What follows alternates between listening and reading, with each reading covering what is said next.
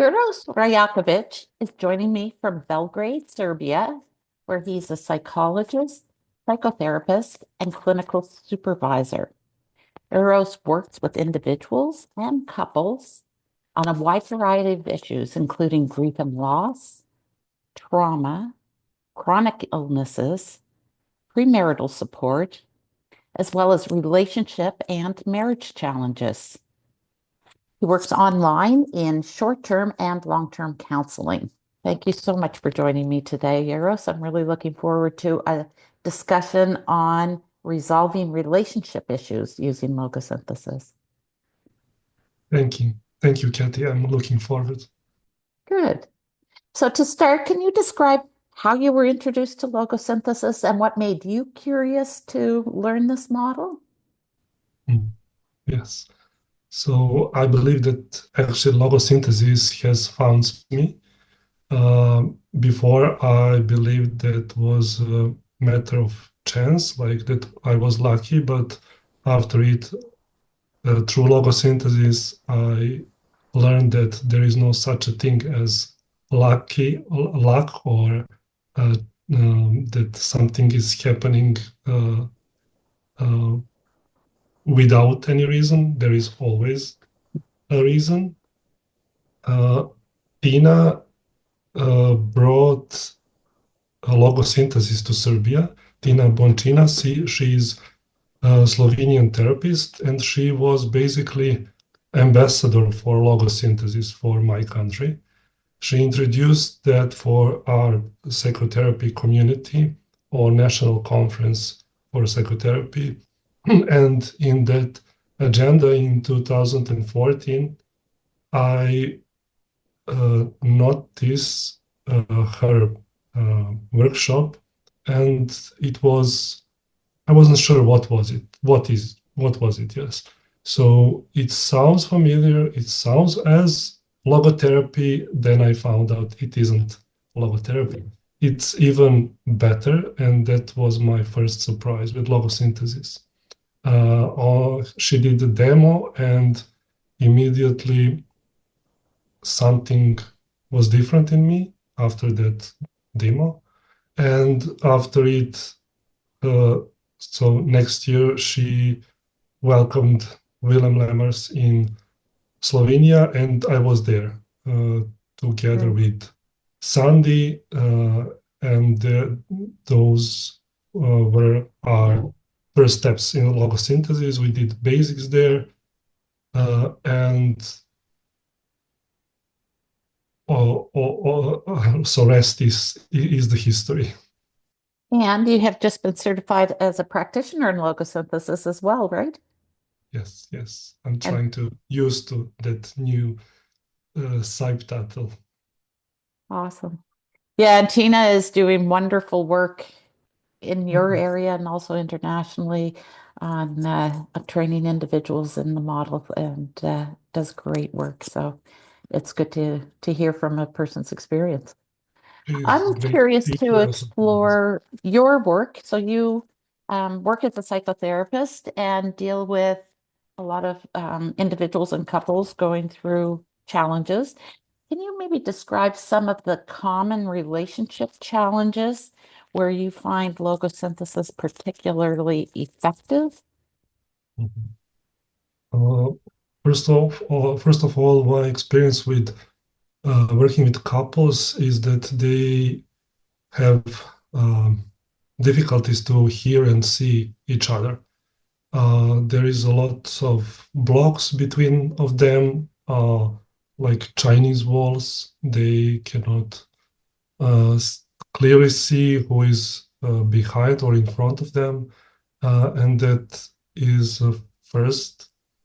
Secondly, they have a sort of safe space, but they are actually using it against themselves and each other. So maybe that safe space for some of them, that is a first safe space in their lives. Instead of holding each other, they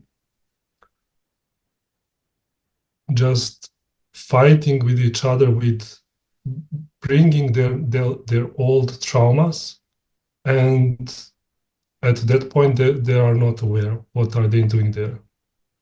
And I found that as that more or less every relationship is as pearl oysters.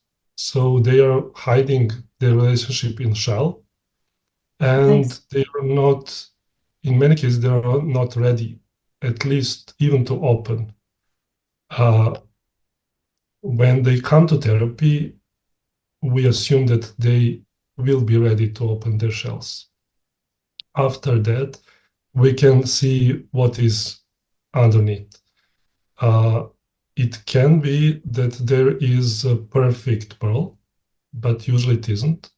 Even that, even when that pearl is not perfect, there is many things which together we can do and work on. And there is a space, especially for introducing logosynthesis to them and working with them. Nice. Yeah, I like that analogy of a pearl.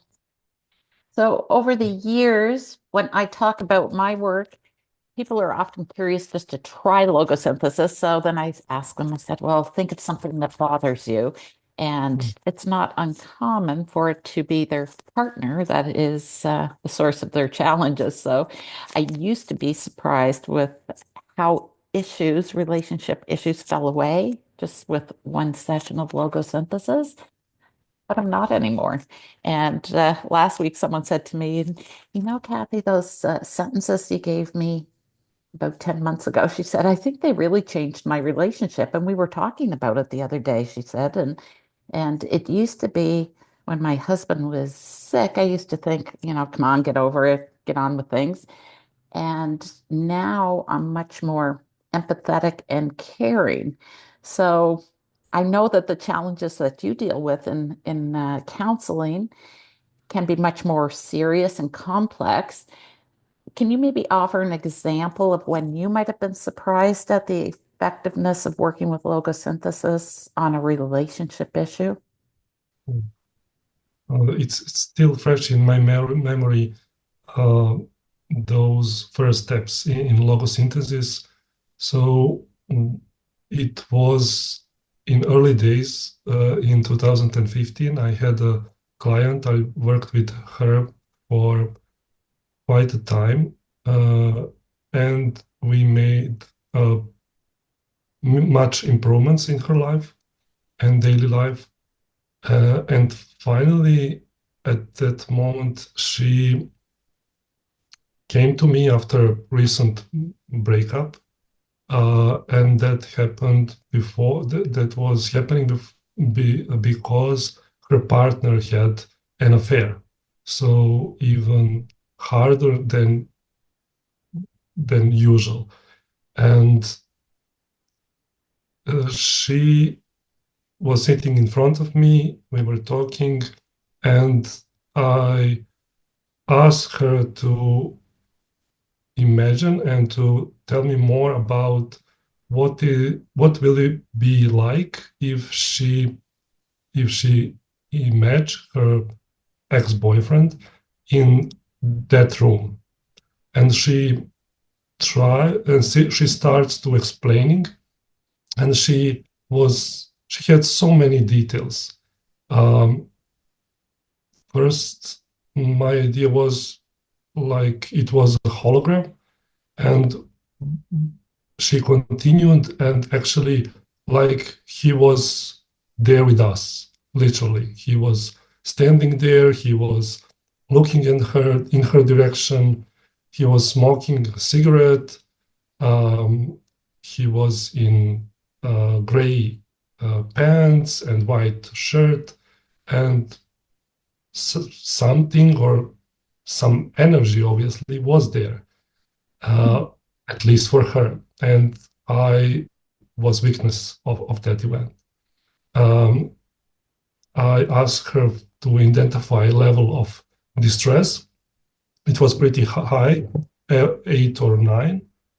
And I introduced to her logosynthesis, I didn't said much. I said, let's try one exercise. I will I have some sentences for you. You just need to repeat after me. There is no need for any kind of engagement from your side because of our previous work was led to our bonding and trust in client therapist relationship. It was manageable, and after first sentence of logosynthesis, she starts crying and heavily breathing. After she took some time, she took a zip of water. We continue to second sentence, and finally after third sentence and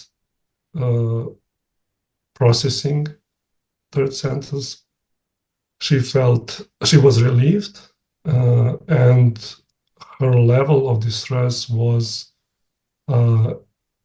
between 1 or 2. Wow. When Wow. I asked her again what was happening, what is with that image of your ex-boyfriend in this room, she responded, he's not here anymore. Wow. Yeah, that's interesting, isn't it? So it's both the physical, emotional reaction and that representation of them in the room, and both of them dissolve with the use of the sentences. That is a really nice example. And I was going to say the sentences are available in a large number of languages. So you must work with them in Serbian, do you? Yes, yes, I do. Yes. Wow. So it's common to experience tension in relationships, and especially for those of us in long-term partnerships, such as a marriage or a common law. It's natural that we're going to experience something at some point that creates a bad memory. And that can really block a relationship. And also, like when we choose a partner from a different family background or a different cultural background, there's different belief systems that will cause conflict. It's not a matter whether we love the person or not. It's just we have our energy bound in different belief systems. So depending on the situation, the intensity of this distress can really vary, and it can cause a lot of issues. Can you speak to this from what you see in your practice? I believe that we are living in phase of our civilization which is um, neither in past but not still in future. So we are in transition. Um, in at the same time, we are living in global world or global village, and it's not rare at all to see um, marriages um, where people coming from other continents, cultures, religions, and so on. Um, from the point of probably sociology, patriarchy is still somewhere there. So it's not disappeared completely, but it's in transformation. In Western culture, it's uh, much present in all the terms. On east part of our globe is probably situation is not so changed, but uh, when I think about people who are young, they don't have strong role models from parents, uh, so they need to establish some new rules, especially it counts for their relationships. And it's like they have a set of Lego parts, and they start to building, imagining that they like to make desert island, but at the end, when they look what they got from those Lego parts, they actually got some Jeep or some airplane. So, and they now need to figure out what to do with it and how to play with it. Interesting. So true, right? Yeah, because we have this ideal of what a relationship is going to be, and we're not even really aware of our own patterns a lot of times, are we? Hmm. So I'm curious about whether you use logosynthesis in couples therapy when both partners are present, or do you just deal with it one-on-one? Because logosynthesis does offer a powerful model to see that our distress or tension is caused by frozen memories and beliefs rather than the person that's sitting across the room.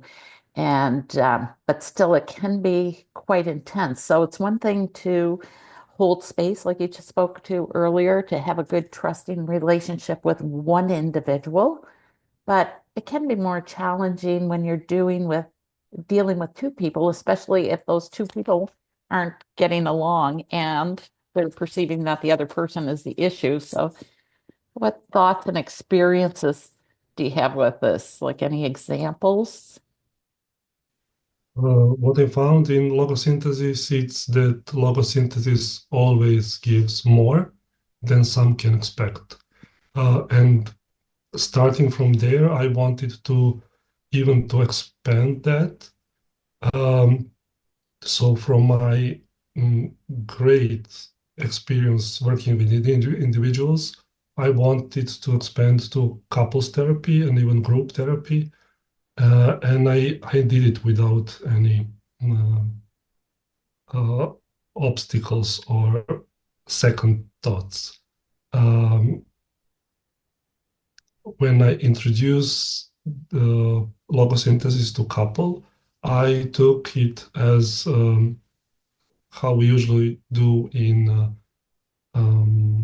demos. So I invite them actually to, after they measured the level of distress, after it, I guide them to apply logosynthesis, uh, imagining that person behind them, um, actually about representation of person behind them. Uh, I meant beside them. Because I'm looking at my couch and usually they are sitting Side there. by So side. Yeah. yes, exactly. Uh, and every time they will uh, they will get something. Um, what I'm trying to get, and obviously they will get what they need to get, is that we are not speaking anymore in terms of person her husband or his wife.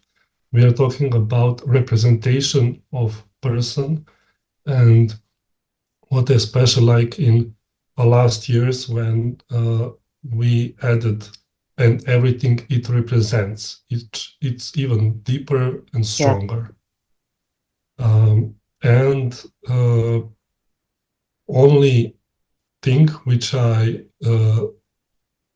tell them is actually thing that they, on the end of third sentence, they use as an adult man or as an adult woman, uh, and it uh, I'm really, like you said, surprised, but not anymore surprised. I'm happy because I'm seeing and testimony that it works for couples. So it's not about, there are no limits. Are we working with one or two human beings or probably 50 at the same time? Yeah, and it's so when someone's, I can imagine if two people are having challenges and they're coming together for therapy, and of course, I think a lot of times it's not the individual's thinking it's not my work to do, it's the person sitting beside me. And if they're stuck in that belief pattern, it's really hard to make any progress. And so working with the representation of the person that is sitting beside me can really bring a lot of ease to the individual so you can start to see the person for who they really are rather What I than, recognized, if I can add, what I recognized while I was speaking with my colleagues, even with them who are working with couples, they don't like their work with couples. They will try to avoid, or they will, some of them, they stopped accepting couples clients. And I could say only because they are not introduced with logosynthesis. Uh, so heaviness of uh, energy released in couples therapy is they are lefting it in that space, and uh, therapists who are not using logosynthesis are not aware of it and not sure how or what to do with it. So even if you are looking at the statistics, success of couples therapy is not so high. So I found my colleagues is not happy about it. They don't want to be present if statistics is basically against them, but it's not about it. So if we measure, will that relationship will continue? If that is only success, well, we are looking at the wrong direction. Actually, their mental health should be only, we should only count their mental health. So sometimes when they divorce, when they broke up their uh, relationship, it's also thing of success. So I think that metrics is uh, pretty confusing in this field. yeah, that's it. Because sometimes we get so tied to the outcome and what our measures of success are. When Mm. I agree with you, whether it's, yeah, mental health or our ability to grow personally in life and move forward in life. And if we're in a relationship, sometimes we're in a relationship with someone and it's just that they're bothering us because they never do the dishes or something along that line. But there can be some really complex traumas that people need to deal with as well. And if they are not in a position to deal with them, to be in a relationship with that person can not be safe for you as well. If you're thinking of intimate partner violence and domestic violence, those are not safe positions to be in. So, yeah. So in logosynthesis, we dissolve the distress by shifting that frozen energy. And we say it's the energy bound in the memories, the beliefs, and the fantasies. And basically, this is a mental image that we create. And the common exercise is kind of, I guess, what you described, isn't it? That empty chair exercise. And we can imagine sitting in that chair, imagine the person sitting in that chair and do the sentences. But in other is that we create the ideal partner. So, and we create that image in our mind's eye. And I was in a training session where we worked on the ideal partner, and it's so interesting. Sometimes it might be a Barbie and Ken type analogy, isn't it? And yet that's not who we married. And when we can dissolve that ideal partner, then we can see the person for who they really are. And and when we're used to that approach, it can be so empowering. It can sound a little strange, maybe if you and I are talking about it here now, but can you speak to this? My one of my favorite questions when we work with clients and when we got to this get to this topic. So I like to ask them what is their favorite fairy tale or Disney movie. It's also sometimes it's similar or even same. For some of them, those so fairy tales are Disney movies, and especially for some uh, in first uh, part of relationship, there is a honeymoon phase. So it's um, it's so potent field or soil for raising imaginary um, uh, things like uh, sometimes boys have my ideal girlfriend will be blonde, this high, and so on. And they also could took that from fairy tales. And when chemistry is gone in first part of relationship, so until then we only see what we are uh, putting to that person. So we it's ours. So it's not so much about them anymore. And after it, there is a next phase. So we are seeing in our partner only things which we don't like. So like day and night, we just come to that uh, zone without light, and we see only uh, some minors or bigger mistakes or flaws of person. And also, again, we are not so persons. They're not there, and they cannot see human being, their loved one. They are seeing uh, pictures from their own minds. Yeah, and those I love how you bring in the those fairy tales because so many of us have been read the fairy tales over the years, right? And at that very young age, that is what is ingrained into our mind. I had a little book. We didn't have a lot of books as kids, but I had one that was called Little Mummy, and it was written in, I don't know, late 50s, early 60s about what a little mummy really was meant to be, right? This is my house and I'm the mummy, and these are my kids. So I could still recite that book. And I did a piece of work. I think I shared it in my first book that I wrote, but it was just how strong the representation of that book was in my mind without me being aware of it at all. And where it came up in my work was in relation to my kids, because one of the lines was, they are good little children and do just as I say. They put on their coats and go out to play. And I thought, oh my goodness, how can I be reacting so strongly to that?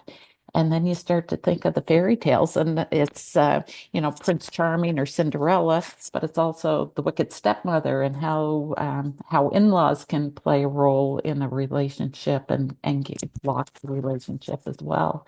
And again, they are sensory representations that can be cleared if we know how. Yeah. Recently, in my work, Beauty and the Beast came, and we work with that.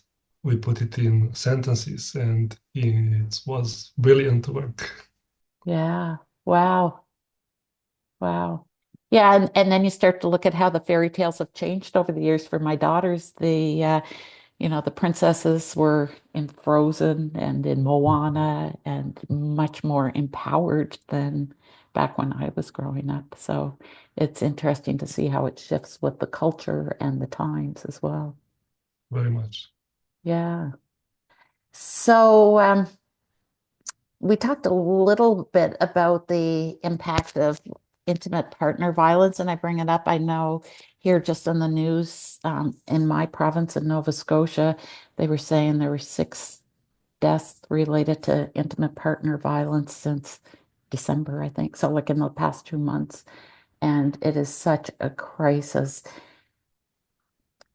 And there's a lot around relational traumas that can show up. Is there anything you can offer on that? Is that something that you see in your practice? Is there an avenue as to how logosynthesis can support that in maybe ways that other models can't? Yes, sure, it can. In when we are speaking about current domestic violence, then safety comes first. So I worked with a client. She lives in Germany, and uh, support, so structural support was strong, um, but uh, she didn't use it before. She wasn't ready to ask for help and to support. So that was first goal, to establish rules. What will she do in urgent situations? She was afraid of her husband pretty much. Um, but usually we are speaking about personality types who are um, manipulative. So they are uh, showing their best sides, and after it their worst side. So it's confusing for victims of violence. After empowerment and after we start working logosynthesis, she uh, made distinguish between him as uh, someone who is violent, and herself, what actually she needs to do to protect herself. And if what was it before, she counted that it will be selfish, that she will betray her relationship, her marriage. So actually, logosynthesis bring bring her back to herself. That was uh, achievement for her, and uh, in few days after she called police and social service, uh, she maybe she even survived. No one knows how that story will end, but uh, she managed to uh, go further and to find her own way. And uh, the after it, my my suggestion was that she is capable, and uh, that also logosynthesis can help her as a self-help method. And she used it, and she felt relief again, and she needed to do it several times, because we are talking about layers. So some layers are not acceptable at first, but after we peel one layer, there is another. We can do something with it again. We have logosynthesis as a powerful method and technique, so we can peel another one.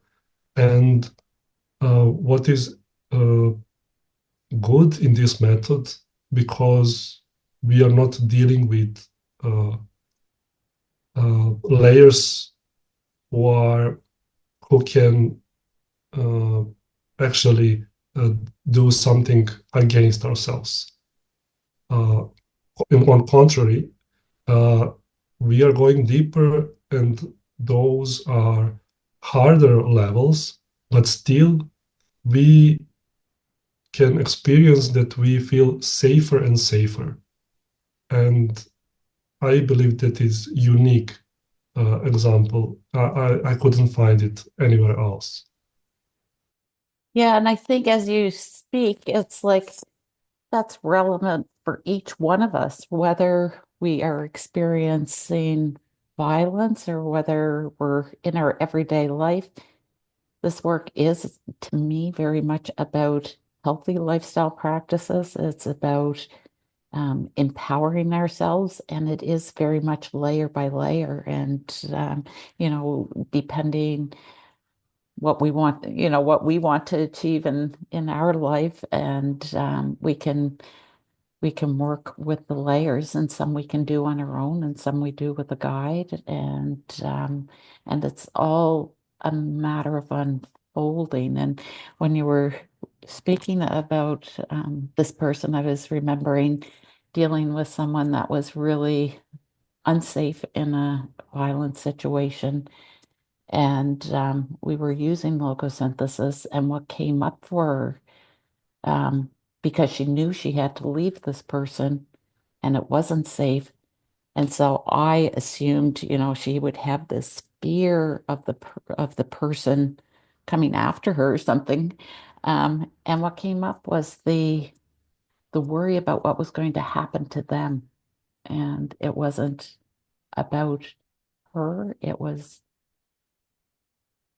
he needs my protection, and what's going to happen to him. And shortly after that, she did leave again. It was not a good situation in any way, shape, or form, but it was, like you said, ability to move forward, and you don't know how it's going to resolve. And but in the moment, it cleared something, so she was more aware to see the situation as it was without worrying about that person. Yes, we have uh, places where victims can go. Those are safe space or safe homes. I'm not sure precise term. Um, what what they are missing, and probably our logosynthesis community and Leah can do something with it.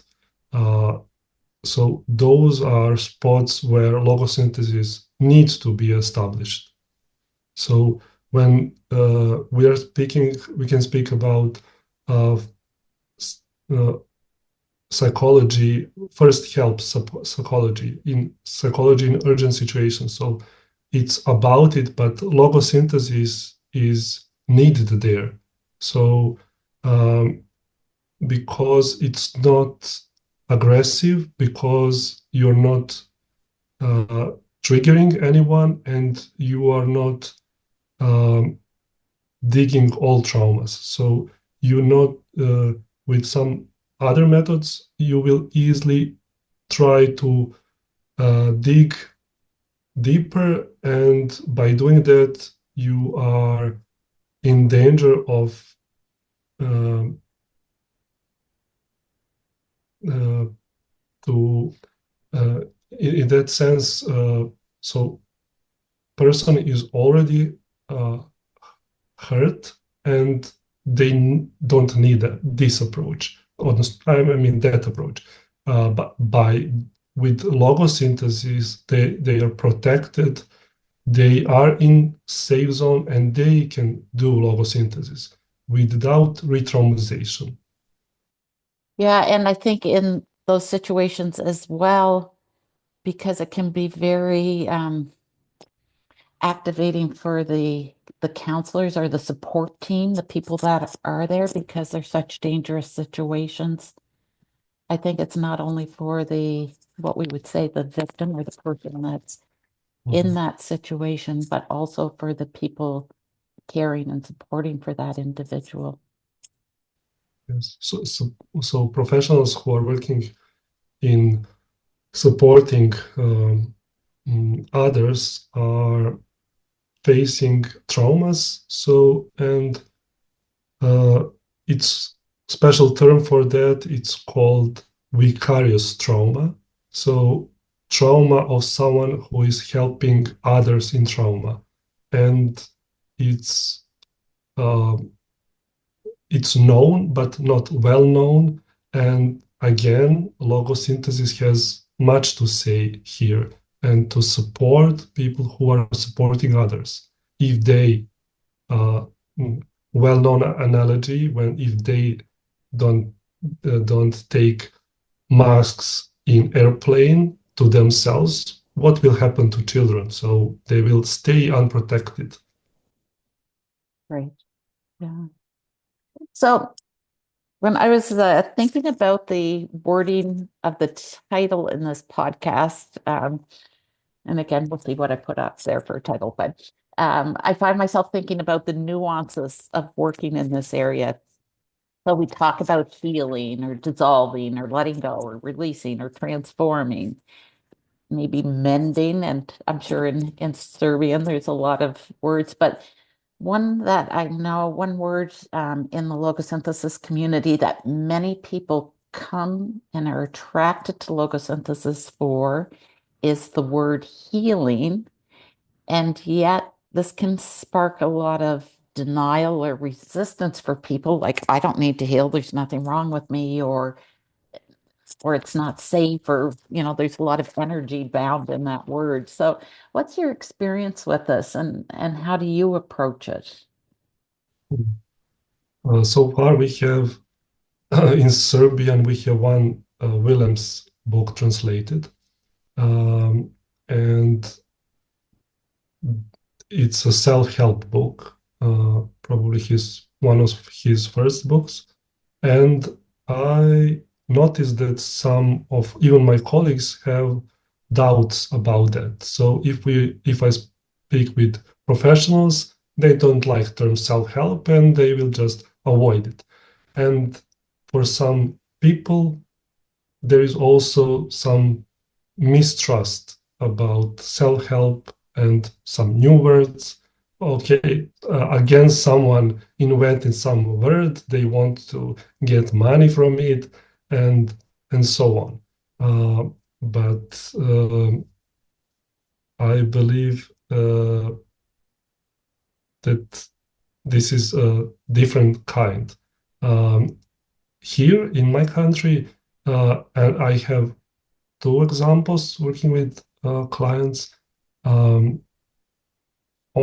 so those are my only two examples in working with logosynthesis for 10 years that they didn't want to accept it.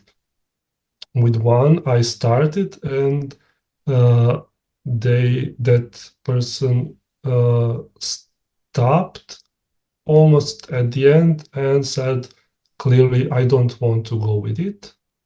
And other person was um, uh, when I tried to uh, implement it, uh, she was also against it in advance. What was same for both of those persons is that they are strong, they are religious.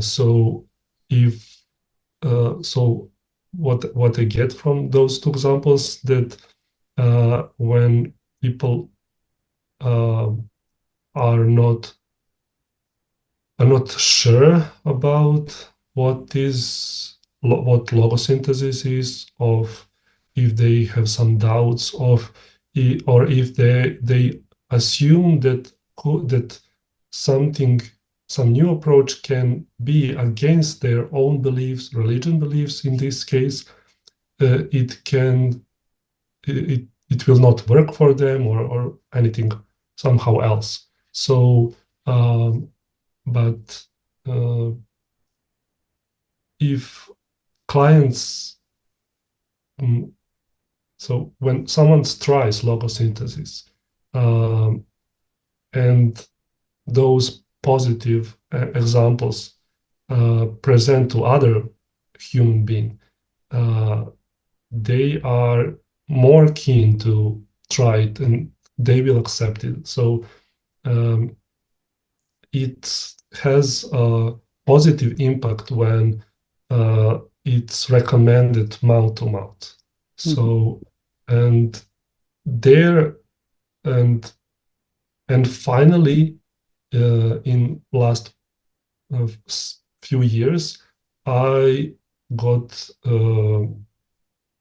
new clients who wanted logosynthesis, and they came because of logosynthesis, not because of psychotherapy, transactional analysis, or counseling or psychology. They wanted logosynthesis. They read a book or they heard something or some story, and they uh, want to try it with a guide. Yeah, yeah. And that's what I keep saying to people is that, this model can hold a lot of space for people, just the model. And then on top of that, to work with a guide that also holds space. But for people to go and look for the model Mm. is important because it's empowering them through their words that does the work, right? So it's yeah. And I think that will come more and more as people are aware of what is possible. And that's what I value so much about you sharing your experience so that others can start to appreciate what is how the model works and why it is so effective in certain areas. So Can I add two brief yeah. examples? One is that I believe that logosynthesis is it's not only words. Uh, Several times when I worked with people, I didn't came to words, but I did everything else. I explored how I should do it in logosynthesis way, and I didn't find important for them to go to repeat sentences. And also there are examples in which they are known in sentences, so we can go in shorter version, which also is relevant and it's also beneficial for them. So it's not about every single word and every single letter. It's much beyond that. Yeah, it's a philosophy and a method, isn't it? The model is comprehensive and it integrates so well with so many different ways. It's not like you have to forget about everything that you learned in other modalities. It Mm, integrates well with yes. many other modalities. And it was developed in with that knowledge of so many other modalities. And I think that's why it's so Yes. enriching for people as well. But I do want to hear a final word from you about a message that you would like to leave, maybe one for a client and one for coaches, counselors, therapists. Uh, well, for seekers and for clients, I believe that uh, for some of them, logosynthesis will be a lifeline of salvation, and actually, they will discover that logosynthesis is divine nectar, which is for me and for my dear colleagues. And future logosynthesis practitioners and master practitioners, I invite them to explore, to try this new field. This is a space for learning and innovating, and finally, I invite them to be like Columbus. So he discovered new continent, and they will discover logosynthesis as something great. Wow. Thank you so much, Eros. I really, really enjoyed this conversation. And I appreciate you sharing all of your expertise and insights with us. Thank you, Cathy. It was my pleasure.